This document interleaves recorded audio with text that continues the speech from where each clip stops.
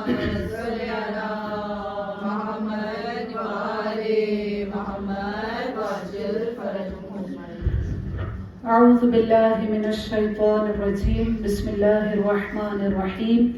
الحمد لله رب العالمين. الصلاة والسلام على أشرف الأنبياء والمرسلين وأفضل السفراء المقربين العبد المؤيد والرسول المسدد والمحمود الأحمد والمصطفى الأمجد أبي القاسم محمد.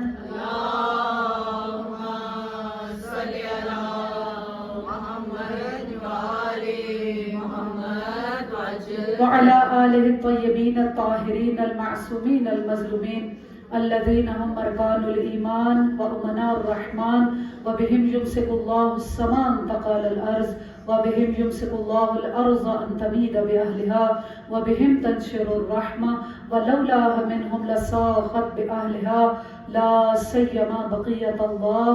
روحي وأرواحنا لتراب مقدمه الفداء الذي يملأ الأرض قسطا وعدلا بعدما ملئت ظلما وجورا. اللهم اجعلنا من أنصاره وأعوانه ولا تجعلنا من أعدائه. الصلوات پڑھیں محمد اللهم صل على محمد وآل محمد وعجل فرجهم. أما بعد فقد قال معصوم علیہ السلام: السلام علیکم یا اولیاء اللہ و احباء، السلام علیکم یا اصفیاء اللہ و ابداء، السلام علیکم یا انصار دین اللہ، السلام علیکم یا انصار رسول اللہ، السلام علیکم یا انصار امیر المؤمنین، السلام علیک یا انصار فاطمة الزہراء سیدۃ النساء العالمین، السلام علیکم یا انصار ابی محمد الولی الناصح، السلام علیکم یا انصار ابی عبداللہ علیہ السلام.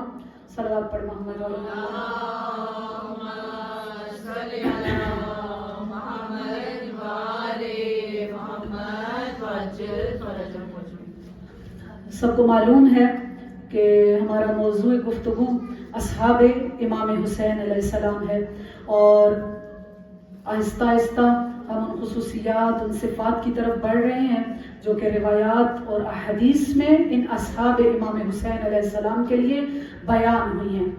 کیا مقام ہے اصحاب امام حسین علیہ السلام کا جو مع الحسین کی منزل پر ہیں؟ جب بھی ہم زیارت امام حسین علیہ السلام پڑھتے ہیں، وہی چاہے زیارت وارثہ ہو، زیارت عاشورہ ہو، جب وہاں پہ شہدائے کربلا کا ذکر ہوتا ہے تو انہیں مع الحسین کہا جاتا ہے. مع الحسین یعنی جو حسین کے ساتھ ساتھ تھے.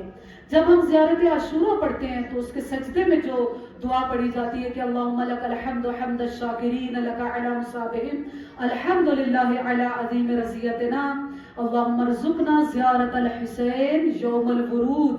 ٹھیک ہے، وہاں پر جہاں پر ہم پروردگار سے دعا کر رہے ہیں، اس کی حمد و ثنا کو بجا لا رہے ہیں اور دعا کر رہے ہیں کہ اے پروردگار، یوم الورود یعنی جس دن مجھے قبر میں وارد کیا جائے گا، اس دن مجھے امام حسین علیہ السلام کی زیارت اور شفاعت نصیب کرنا. اور اس کے بعد ان اصحاب کا ذکر ہے، اصحاب الحسین الذین بذلوا مہجہم دون الحسین، وہ اصحاب جنہوں نے اپنی جانوں کو امام حسین علیہ السلام کے اوپر قربان کر دیا. جو کچھ بھی تھا ان کے پاس، جو کچھ بھی تھا. اور سب سے زیادہ قیمتی چیز جو انسان کے پاس ہوتی ہے وہ کیا ہوتی ہے؟ اس کی جان ہے. اپنی جان کو انہوں نے امام حسین علیہ السلام کے اوپر فدا کر دیا، اس کو قربان کر دیا. اسی لیے جب ہم روایات کے اندر دیکھتے ہیں تو جو ان کی صفت بیان ہوتی ہے، جان کو قربان کرنا آسان نہیں ہے. نیزوں، تلواروں، تیروں کے سامنے آنا اور انہیں اپنے سینے پر روکنا آسان چیز نہیں ہے. انشاءاللہ بھی آپ کو بتاؤں گی کہ اصحاب حسین کی یہی خصوصیت بیان ہوئی ہے. ایک خصوصیت جو روایات میں بیان کی گئی وہ کیا تھی؟ یستأنسون بالموت. توجہ، وہ موت سے، مرگ سے انس رکھتے تھے، عشق رکھتے تھے، محبت رکھتے تھے. اس قدر محبت، اس قدر عشق، اس قدر انس کہ روایات کیا کہتی ہیں؟ اتنا انس، اتنی محبت کہ جتنی ایک بچے کو اپنے ماں کے سینے سے ہوتی ہے. بچہ کتنی انسیت رکھتا ہے.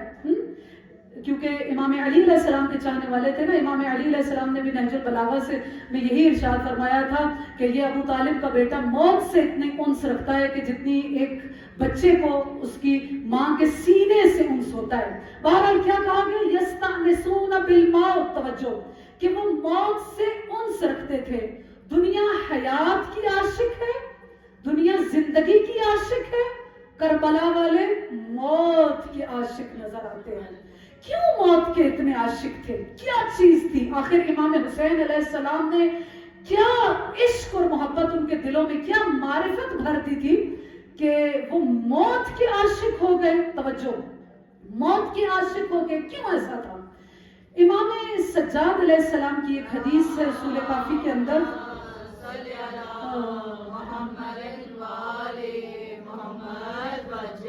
امام علیہ السلام ارشاد فرماتے ہیں کہ وہ رات, کہ جس رات التي قتل في صبيحتها, یعنی وہ رات کہ جس صبح کو میرے بابا کو شہید کیا گیا. ہم سب اس واقعے کو جانتے ہیں کہ امام حسین علیہ السلام نے تمام اپنے اصحاب کو جمع کیا, اور وہ واقعہ ہمیشہ جو بیان کیا جاتا ہے کہ امام علیہ السلام نے ان سے کیا کہا کہ تم میں سے جو جانا چاہتا ہے چلا جائے, تمہیں اجازت ہے, کیونکہ یہ سب تم لوگوں کے خون کے پیاسے نہیں ہیں, یہ صرف حسین کے خون کے پیاسے ہیں. جو جانا چاہتا ہے وہ چلا جائے.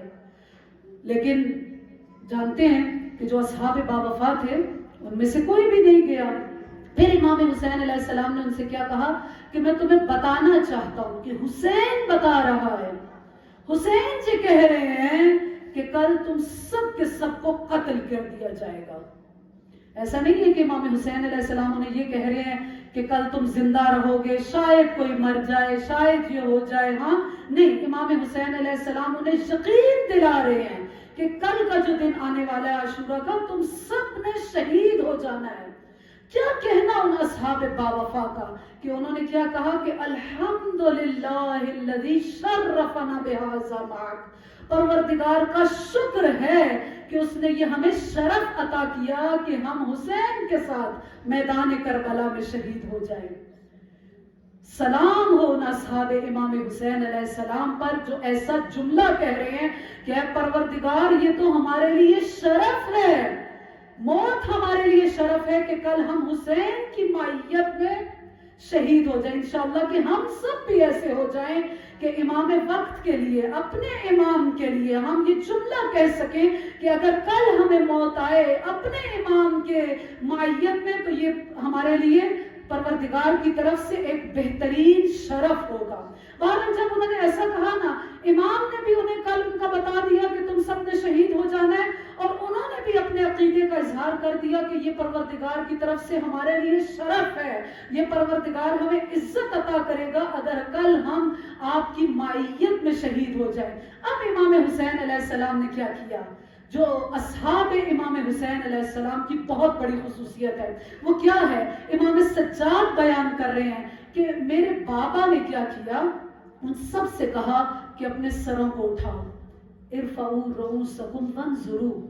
امام علیہ السلام نے ان کی آنکھوں کے آگے سے ان مادی پردوں کو ہٹا دیا اور کیا کہا کہ دیکھو جنت میں اپنے اپنے مقام کو دیکھ لو, اور پھر ایک ایک کے مقام کو دکھایا. دیکھو حبیب یہ تمہارا مقام ہے, یہ بریر تمہارا مقام ہے, یہ زہیر تمہارا مقام ہے. ایک ایک شہید کو اس کا مقام دکھایا کہ دیکھو کل بہشت میں تم کن درجوں میں ہوں گے. اسی لیے امام سجاد علیہ السلام روایت کرتے ہیں کہ جب عاشورہ کا دن آیا تو میرے بابا کے ان چاہنے والوں کی یہ حالت تھی, یستقبل ارواحکم, کہ کیا کرتے تھے, رماحکم, کہ وہ ان تلواروں کو, ان تیروں کو, ان نیزوں کو اپنے سینے پر لیتے تھے کہ کب ہم شہید ہوں اور ہم جنت میں اس اعلیٰ مقام کو حاصل کر سکیں. صلوات پڑھ لیں محمد والے محمد.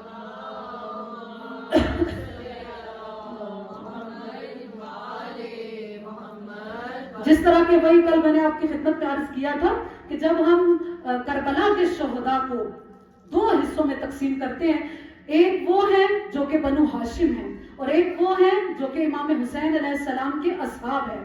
ہم یہاں پر جس چیز کو بیان کر رہے ہیں وہ کیا ہے؟ وہ ان اصحاب امام حسین علیہ السلام کے درجے ہیں، ان کی خصوصیات ہیں، ان کی صفات ہیں. ورنہ بنو ہاشم اس سے بہت بلند درجے پر فائز ہیں. جیسا کہ شہزادہ علی اکبر کے بارے میں کیا ملتا ہے کہ جب امام حسین علیہ السلام ان کے پاس پہنچے تھے، وہ برچھی کا پھل نکالنے کے لیے اور اپنے لال کی لاش کے کنارے پہنچے، تو ہم جانتے ہیں کہ اس سے پہلے جب شہزادہ علی اکبر واپس آئے تھے ایک مرتبہ امام حسین علیہ السلام کے پاس، تو انہوں نے کیا شکایت کی تھی کہ بابا پیاس میں بڑا ستایا ہے. اس وقت امام حسین علیہ السلام نے کیا کیا تھا؟ اپنی انگوٹھی کو شہزادہ علی اکبر کے منہ میں رکھا تھا کہ علی اکبر اس انگوٹھی کو اپنے منہ میں رکھ لو، شاید تمہاری پیاس بجھ جائے.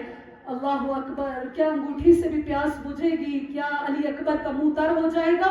لیکن آپ نے علماء سے سنا، ذاکرین سے سنا ہوگا کہ شہزادہ علی اکبر کے جو آخری جملے تھے وہ کیا تھے کہ اے بابا آپ غم نہ کریں، دیکھیں نانا رسول آ گئے، دیکھیں بابا علی آ گئے اور ابھی مجھے حوض کوثر سے وہ پانی پلانے والے ہیں. تو یہ شہدائے کربلا کا مقام ہے کہ پروردگار عالم انہیں مرنے سے پہلے ان کا مقام دکھا رہا ہے. اور کیوں دکھا رہا ہے؟ کیا دکھانے کی وجہ کیا ہے؟ جب انہوں نے اپنی وفاؤں کا یقین امام حسین علیہ السلام کو کروا دیا تو امام حسین علیہ السلام نے انہیں ان کے درجات بتا دیے. لیکن پہلے اپنی وفات دکھانی پڑتی ہے، اس عہد کو نبھانا پڑتا ہے، پھر اولیاء الہی کی یہ منزل ہوتی ہے کہ انہیں مرنے سے پہلے ان کا مقام دکھایا جاتا ہے. جس طرح کے صدام کے زمانے کا ایک واقعہ ہے، یہ ظاہر ہے یہ کوئی انبیاء اولیاء اور ائمہ کے دور کا واقعہ تو نہیں ہے. صدام کو اتنا اچھا آج بتایا جاتا ہے کہ یہ ہے تو وہ ہے، ورنہ ہم سے پوچھیں کہ صدام کے کیا وہ سیاہ کارنامے ہیں جس نے 30 سال تک حرم امام حسین علیہ السلام میں یا حسین کی آواز کو بلند نہیں ہونے دیا. کوئی بھی وہاں پر کھڑا ہو کر زیارت امام حسین کو پڑھ نہیں سکتا تھا. آج بھی جو زائرین جاتے ہیں وہ اس بات کے گواہ ہیں کہ وہاں پر وہ پوری دیوار آج بھی اسی طرح ہے کہ جہاں پر بمباری کی گئی، جہاں پر گولیاں پھینکی گئی، چھلنی کیا گیا حرم امام حسین علیہ السلام کو. اور یہ بھی حرم امام حسین علیہ السلام کا ایک معجزہ ہے کہ ابھی تک، یعنی جب سے امام حسین علیہ السلام کی قبر بنی ہے تب سے لے کر اب تک کئی مرتبہ، یعنی تاریخ میں یہ کہا گیا کہ 17 سے لے کر 25 مرتبہ حرم امام حسین علیہ السلام کو منہدم کر دیا گیا. لیکن جو امام حسین علیہ السلام کا اعجاز ہے کہ ادھر منہدم ہوتا تھا، ہل چلا دیے جاتے تھے، پانی چھوڑ دیا جاتا تھا اور ساتھ ہی حرم کی تعمیر بھی شروع ہو جاتی تھی. بہرحال صدام ملعون کا زمانہ ہے، عاشور کا دن تھا اور ظاہر لوگ حرم امام حسین علیہ السلام کے باہر تو جاتے ہوں گے نا، گئے، لیکن کسی کو بھی یا حسین کہنے کی بھی اجازت نہیں ہے. وہاں سپاہی کھڑے ہوئے ہیں، توجہ، سپاہی کھڑے ہوئے ہیں اور کہا جاتا ہے کہ اگر کسی نے نام حسین یہاں پر لیا تو اسے گولیوں سے چھلی کر دیا جائے گا. ایک مرتبہ ایک جوان آگے بڑھتا ہے اور بڑھ کر کہتا ہے یا حسین لبیک یا حسین. کیا کہا گیا؟ فوراً جو ہی اس نے کہا لبیک یا حسین، فوراً وہاں پر سپاہی آگے بڑھے اور بڑھ کر اسے گولیوں سے چھلی چھلی کر دیا گیا، اس کی لاش کو کھینچا گیا، اس کے سر کو قلم کیا گیا، کیا کچھ کیا گیا. اتنا جب اس جوان کے ساتھ ہو گیا، توجہ، اتنا جب اس جوان کے ساتھ ہو گیا تو ایک اور جوان اٹھا اور آگے بڑھ کر کیا کہتا ہے؟ لبیک یا حسین. میں بھی وہی آواز بلند کرتا ہوں. اتنا کہنا تھا، اس کو بھی اسی طرح اس کا بھی وہی حشر کیا گیا، گولیوں سے چھلی کر دیا گیا، لاش کو گھسیٹا گیا، سر قلم کیا گیا. ایک عالم کیا بیان کرتے کہ اسی رات جب یہ واقعہ ہوا، ایک عالم کیا دیکھتے ہیں خواب میں؟ امام حسین علیہ السلام کو.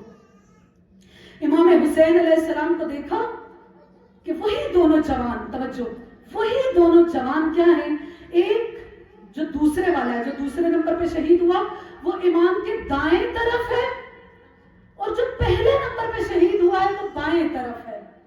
اب شاید آپ کو یہ چیز نہ سمجھ آئے، لیکن ایرانیوں اور عراقیوں کے اندر کیا ہے؟ جو دائیں طرف ہوتا ہے وہ زیادہ اعلیٰ درجے کا ہوتا ہے.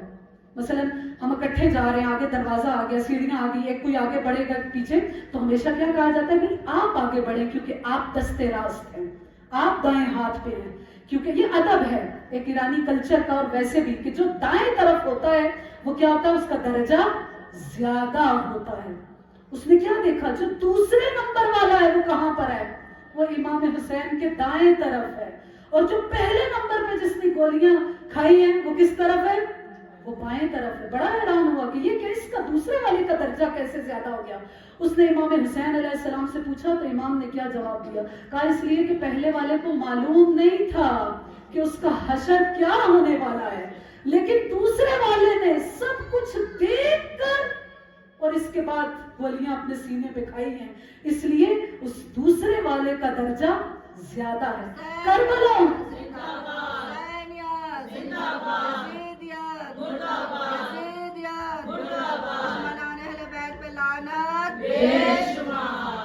ہمیں زمانہ بلند تر سلوات.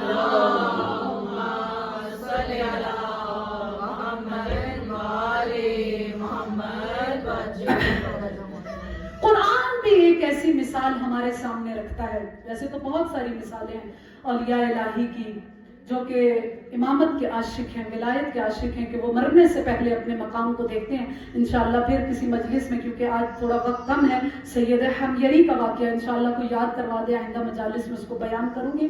بہرحال قرآن ایک مثال دیتا ہے کہ جو پروردگار سے قریب ہو جاتا ہے، جو موحد ہو جاتا ہے، حقیقی معنوں میں حق پرست ہو جاتا ہے، وقت کے ولی کا احترام کرتا ہے، اس کی سچی معرفت کو رکھتا ہے، پروردگار عالم مرنے سے پہلے اس کے مقام کو اسے دکھاتا ہے.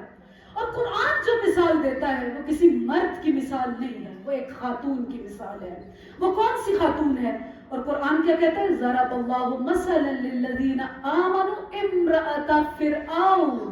پروردگار نے تمام ایمان والوں کے لیے، پروردگار یہ نہیں کہہ رہا، عموماً جب میں دیکھتی ہوں نا کہ ممبر سے بھی کئی مرتبہ ترجمہ کیا جاتا ہے کہ مومن عورتوں کے لیے مثال ہے زن فرعون. قرآن مومن عورتوں کے لیے نہیں کہہ رہا، کیا کہتا ہے؟ للذین آمنوا، جو بھی ایمان لے کر آئے، یعنی چاہے وہ مرد ہے چاہے وہ خواتین ہے. ضرب اللہ مثلا للذین آمنوا، کس کی مثال دے رہا ہے پروردگار؟ توجہ، کس کی مثال دے رہا ہے؟ امرأۃ فرعون. کس کی مثال؟ حضرت آسیہ زوجہ فرعون کی مثال. سب جانتے ہیں کہ آسیہ وہ خاتون ہیں کہ جنہوں نے اپنے ایمان کو چھپایا ہوا تھا. کب ان کا ایمان ظاہر ہوا؟ اس سے پہلے کہ آسیہ کا ایمان ظاہر ہو، ایک اور خاتون کا ایمان ظاہر ہوا تھا. وہ کون سی خاتون تھی؟ ان کا واقعہ بھی میں پہلے آپ کو بتا چکی ہوں. ان کا نام سیانہ بتایا جاتا ہے. ظاہر ہے آسیہ کون ہے؟ آسیہ تو ملکہ ہے نا، اتنے بڑی سلطنت کا جو بادشاہ ہے اس کی زوجہ کون ہے؟ آسیہ ہے. آسیہ کی مطلب ان کی فیملی کا ایک شخص ہے حزقیل، اس کی زوجہ جن کا نام سیانہ بتایا جاتا ہے. توجہ چاہوں گی، سیانہ کون ہے؟ کون ہے؟ حزقیل کی زوجہ، وہ تو بتا دیا. سیانہ کو ایک بہت بڑا شرف حاصل ہے اور یہ ہم سب کو معلوم ہونا چاہیے، میں نے بتایا ہوا ہے، لیکن آپ لوگ اچھا ہے بھول جاتے ہیں، مجھے دوبارہ بیان کرنے کا.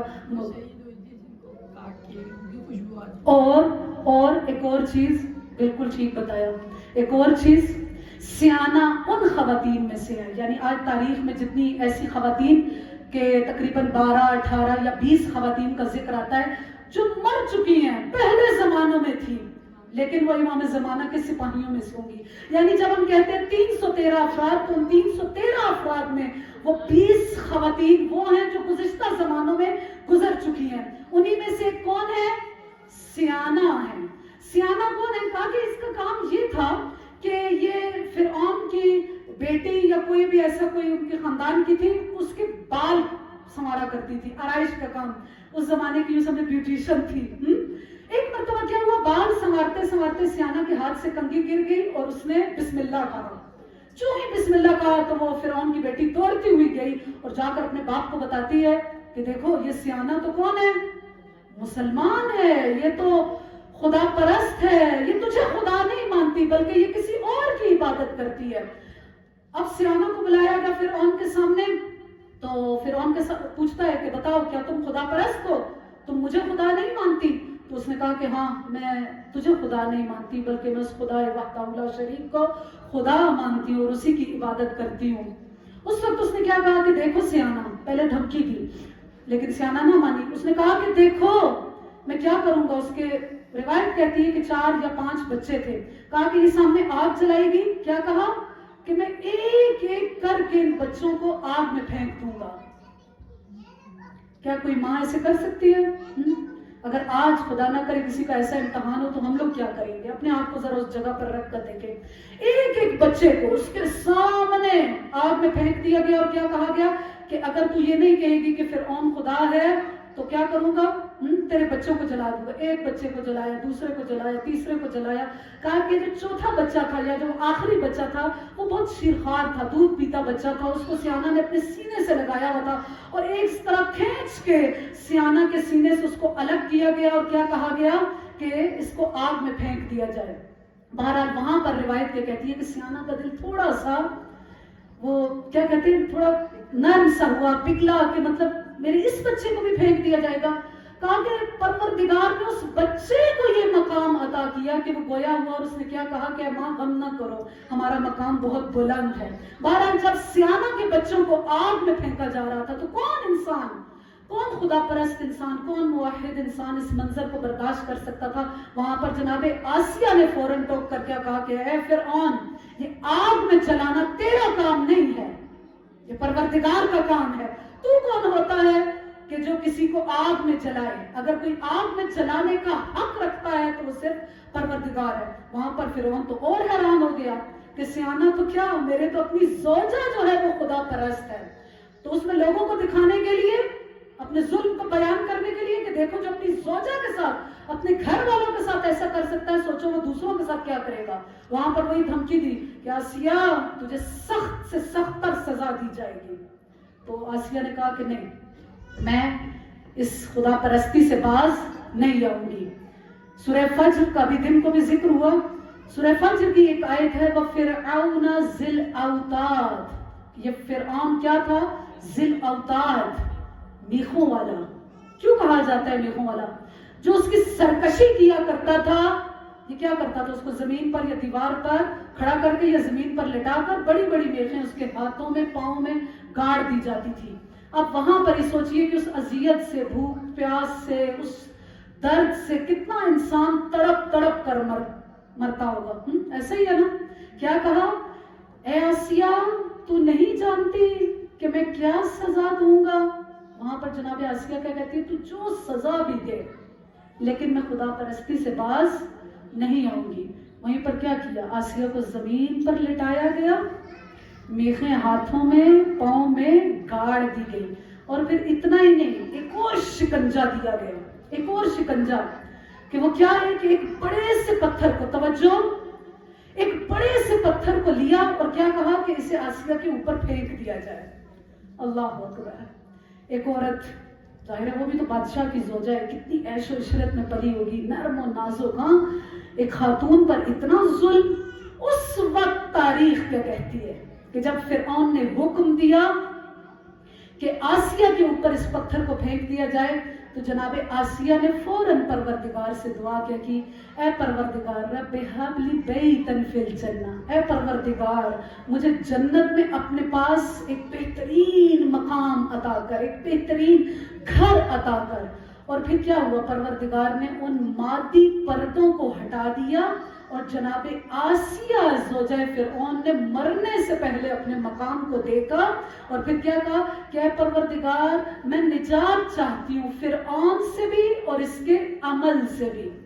صرف فرعون سے نہیں، جو بھی فرعون جیسے کام کرتا ہے، نجنی، مجھے اس سے نجات عطا کر دے. اس وقت پروردگار نے کیا کیا؟ جناب آسیہ کو جنت میں ان کا مقام دکھایا. صلوات پڑھ لیں محمد والے.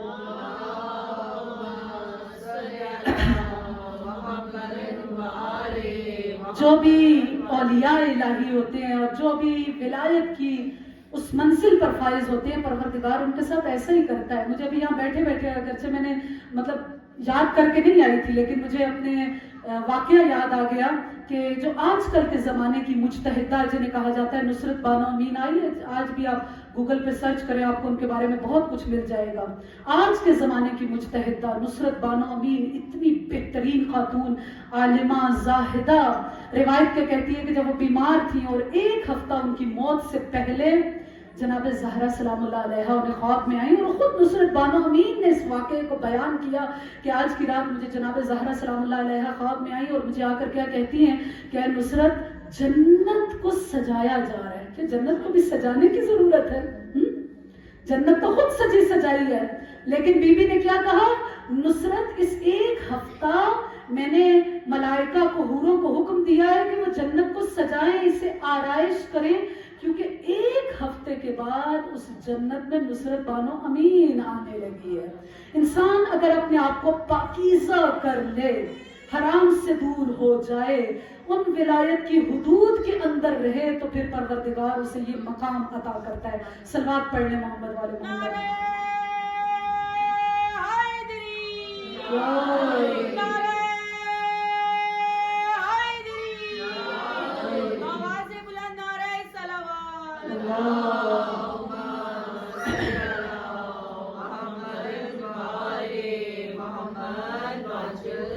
آج ایک شہید کا آپ لوگوں سے وعدہ ہے کہ ہر روز ایک شہید کی داستان کو بیان کیا جائے.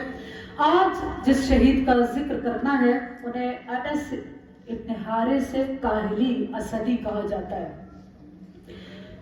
یہ بھی انہی اصحاب میں سے ہیں جو صحابی رسول ہیں. ٹھیک ہے، صحابی رسول بھی ہیں، صحابی علی بھی ہیں، صحابی امام حسن علیہ السلام بھی ہیں، صحابی امام حسین علیہ السلام بھی ہیں. اور کل کی مجلس میں بھی غالباً عرض کیا تھا کہ ظاہر ہے جو رسول کے زمانے میں زندہ ہوگا تو اس کی عمر کم از کم کربلا کے اندر 50 60 70 یہ عمر ہوگی، اگر وہ جوان بھی اس زمانے میں ہو. انس ابن حارث کاہلی بھی کربلا کے میدان میں ایک سن رسیدہ تھے. ابھی آپ کو بتاتی ہوں کہ ان کی عمر کتنی تھی. بہرحال جب رسول کے زمانے میں تھے تو تاریخ نے ان کو کیا لکھا کہ بدر میں بھی انہوں نے شرکت کی ہے اور حنین میں بھی شرکت کی ہے. ہم جب خطبہ پڑھتے ہیں تو اس میں امام علی علیہ السلام کی ایک خصوصیت ہے، جس کو اس جملے کو بھی کئی دفعہ آپ کے سامنے پیش کر چکی ہوں کہ علی کون ہے؟ فاتح بدر و حنین ہے. یعنی کیا مطلب ہے اس جملے کا؟ اسلام کی پہلی جنگ بدر، آخری جنگ حنین. ان تمام جنگوں میں فتح کا صحرا جس کے سر ہے اسے علی ابن ابی طالب کہتے ہیں. انس ابن حارث کاہلی کے بارے میں کیا کہا جاتا ہے؟ بدر میں بھی شریک ہے، حنین میں بھی شریک ہے. اس کا کیا مطلب ہے؟ رسول اللہ کے ساتھ ساری جنگوں میں شریک ہے. لیکن اس کے بعد انس کا کوئی ذکر نہیں ملتا. صرف ایک حدیث ملتی ہے جو انس کے بارے میں بہت مشہور ہے، کربلا والوں کے بارے میں. تو وہ کس کے لیے، کس سے روایت ہے؟ وہ انہی انس ابن حارث سے. کیوں ذکر نہیں ملتا؟ اسی لیے کہ جو اہل بیت سے قریب تھا اس کے ذکر کو تاریخ میں سے مٹا ہی دیا گیا. ورنہ جو بدر سے لے کر حنین تک ہر جنگ میں رسول اللہ کے ساتھ ساتھ ہے، کیسے ممکن ہے کہ وہ علی کے ساتھ نہیں ہوں گے؟ لیکن کہاں پہ ہے ان کا کردار؟ کہاں پہ؟ صرف ایک حدیث ملتی ہے. توجہ، صرف ایک حدیث ملتی ہے کہ رسول خدا صلی اللہ علیہ وسلم نے امام حسین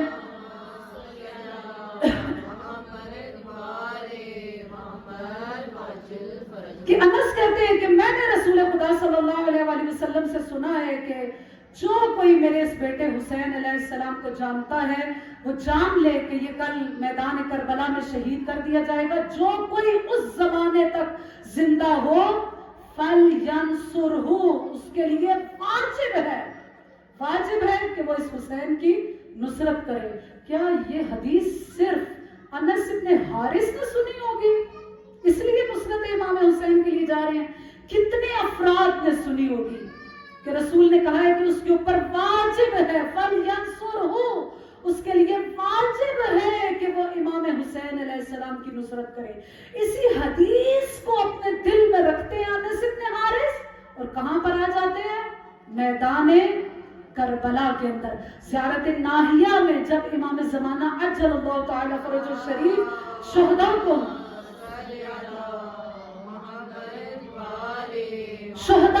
سلام پیش کرتے ہیں تو کیا کہہ کر کہتے ہیں، ان کا نام باقاعدہ آتا ہے اور کیا کہتے ہیں امام زمانہ کہ السلام علیکم یا انس ابن حارث کاہلی اسدی شرفا بعد شرف، کہ آپ کے اوپر سلام ہو اے انس ابن حارث کہ آپ کو ایک کے بعد ایک شرف حاصل ہوتا گیا. یعنی کتنے شرف انس ابن حارث کے پاس ہے. اور اب آ جائیں میدان کربلا میں. میدان کربلا میں جو روایات کہتی ہیں، اگرچہ کم روایات ہیں ان کے بارے میں، لیکن بہرحال چونکہ شہدائے کربلا میں سے ہیں، اولیاء خدا میں سے ہیں، احباء خدا میں سے ہیں، اصفیاء پروردگار میں سے ہیں. صلوات پڑھ لیں محمد والے محمد.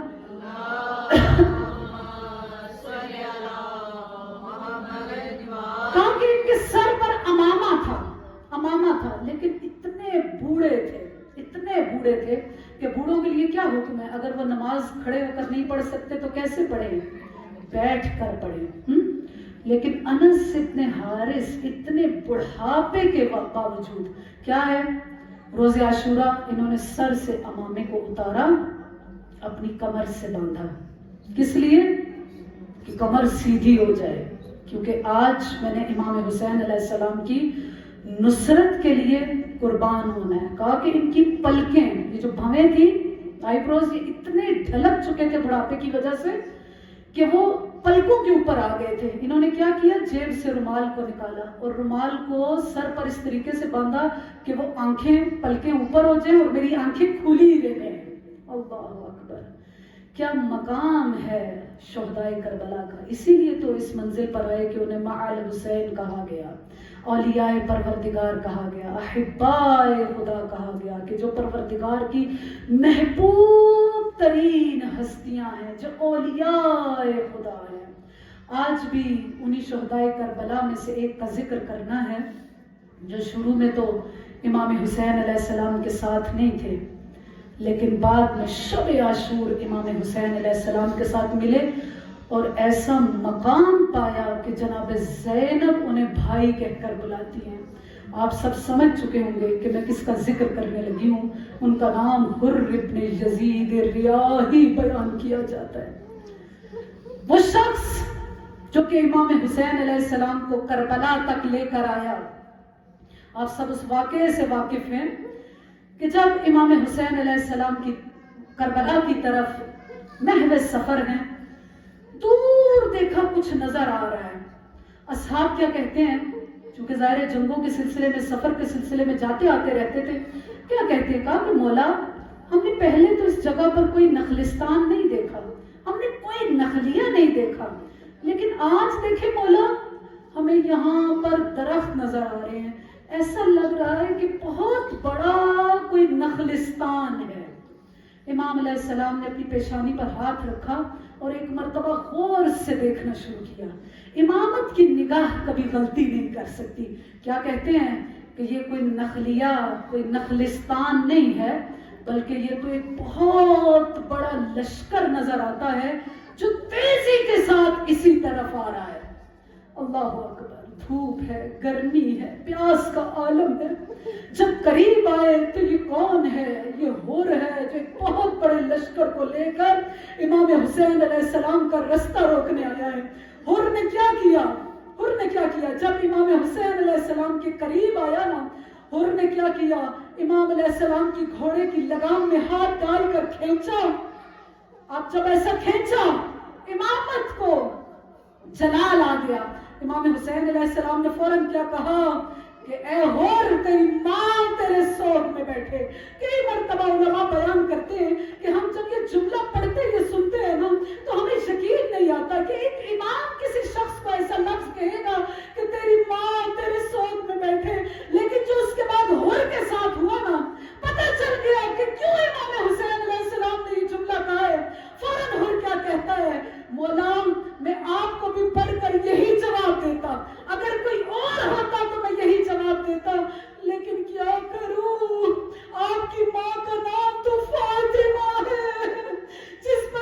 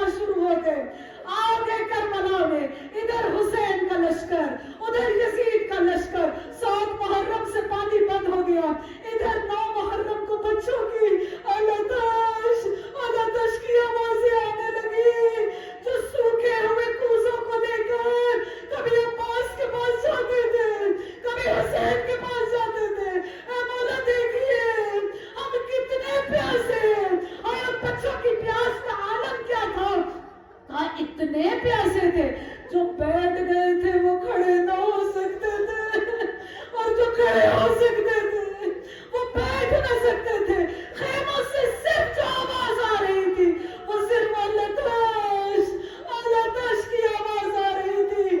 شب عاشور آئی نا، اب ہر سے رہا نہ گیا، پوری رات خیمے میں ٹہلتا رہا. بیٹا کہتا ہے پاپا آج یہ بے چینی کیسی ہے؟ کہا کہ بیٹا ذرا غور سے خیموں سے آوازوں کو سنو، دیکھو جنہوں نے ہمیں پانی پلایا تھا آج وہ خود کتنے پیاسے ہیں. اب ہر نے کام کیا. اب ہمیشہ مصائب میں سنتے رہتے ہیں، لیکن حسین کی مظلومیت کو یاد کر کے ایک مرتبہ سلام کرے ان شہداء کربلا کو. ہر نے کیا کیا؟ کہا بیٹا ایسے کرو، میرے ہاتھوں کو باندھ دو، کیونکہ میں نے حسین کے گھوڑے کی لگام کو کھینچا تھا. ہائے میری آنکھوں پر پٹی باندھ دو، کیونکہ میں نے حسین کو غیظ کی نظر سے دیکھا تھا. مجھے اس طرح لے کر حسین کے پاس چلے جاؤ. روایت کیا کہتی ہے، ادھر سے جب ہور اپنے خیمے سے نکلے نا، اپنے غلام کو لے کر، اپنے بیٹے کو لے کر جب خیموں سے نکلے نا، ادھر سے مولا حسین عباس سے کیا کہتے ہیں، عباس بڑھ کر ہور کا استقبال کرو. عباس جیسا چری جب گھوڑے پر سوار ہو کر ایک مرتبہ ہور کی طرف بڑھے نا، تو ان کا بیٹا کیا کہتا ہے کہ بابا عباس اس طرف آ رہے ہیں. اور فوراً کیا کہتے ہیں، عباس کو پڑھ کر کہو ہم لڑنے کے لیے نہیں آ رہے ہیں. ارے عباس جا کر حسین سے کہہ دو، اور تم معافی مانگنے کے لیے آ رہے ہیں. ادھر جا قریب امام کے پاس پہنچے، صرف اتنا کہا، اگر کوئی خلوص دل سے امامت کے سامنے اپنی خطاؤں کو مان لیتا ہے، حسین اسے کیا اجر ادا کرتے ہیں. تاریخ کہتی ہے اور نے صرف اتنا کہا، اخطأت یبن رسول اللہ، اے مولا بڑی خطا ہو گئی. ادھر ہور نے یہ جملہ کہا، حسین نے پڑھ کر سینے سے لگا لیا. اور کیسی خطا، کیسی غلطی. الا لعنت اللہ علی القوم الظالمین وسيعلم الذین ظلموا أي منقلب ينقلبون. یا اللہ یا محمود بحق محمد، یا علی بحق علی، یا فاطر بحق فاطمہ، یا محسن بحق حسن، یا قدیم الاحسان بحق حسین علیہ السلام.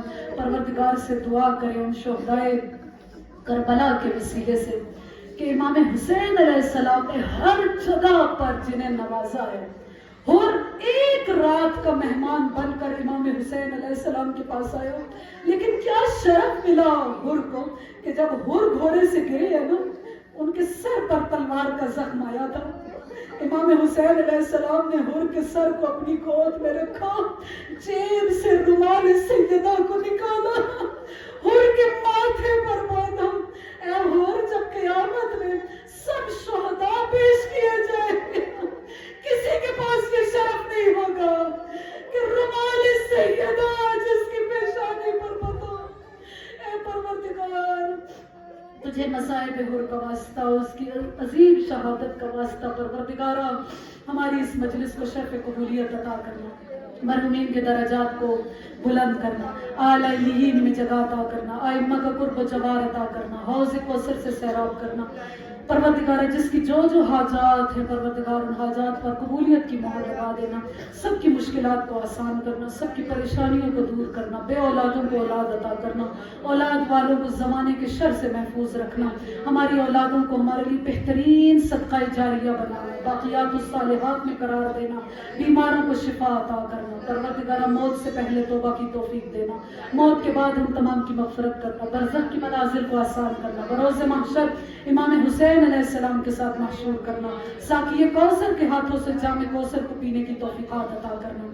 پروردگار امام الزمانہ وارث پرسہ کے ظہور میں تاجیل کرنا، ہم سب کو امام علیہ السلام کے آوان و انصار میں شمار کرنا، ہماری عمروں کو طولانی کرنا کہ ہم اپنی زندگیوں میں امام علیہ السلام کے ظہور پر نور کو دیکھ سکیں. وصلی اللہ علی سیدنا محمد وآل محمد. ایک مرتبہ سورہ فاتحہ سب مرحومین کے بلندی درجات کے لیے.